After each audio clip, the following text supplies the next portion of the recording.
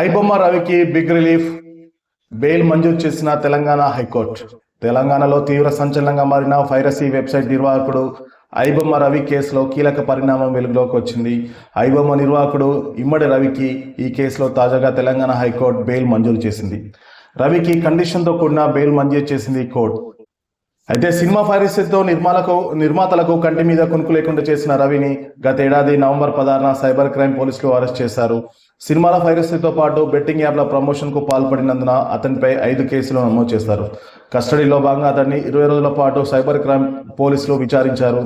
Piracy వ్యవహారంలో రవికి ఎవరెవరు సహకరించారు, వచ్చిన డబ్బులను ఎక్కడికి తరలించాడు అనే అంశాలపై కీలక సమాచారం సేకరించారు.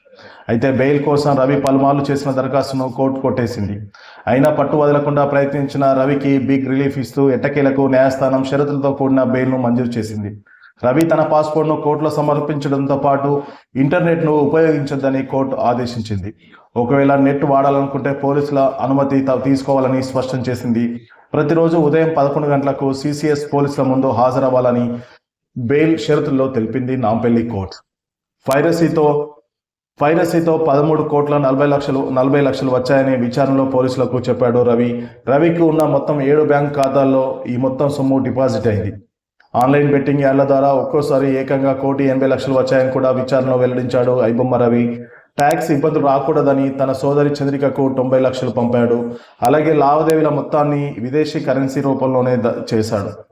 కొంతకాలం పాటు కుక్కటపల్లి ఉషా ముల్లపొడి దగ్గరలోని ఒక ఆఫీస్ నడిపాడు రవి. కోవిడ్ తర్వాత తన బిజినెస్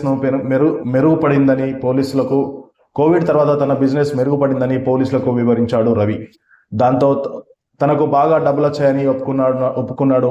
ఇప్పుడు బెయిల్పై బయటకు వచ్చిన తర్వాత అతడు ఏం చేస్తాడు అనేది ఆసక్తికరంగా మారింది. కాకపోతే కోర్టు కండిషనల్ బెయిల్ ఇవ్వడంతో ప్రతిరోజు ఉదయం 11 గంటలకు సిసిఎస్ పోలీసుల ముందు హాజరు కావాలని, అతని పాస్పోర్ట్ను పోలీసులకు సరెండర్ చేయాలని కోర్టు ఆదేశించింది.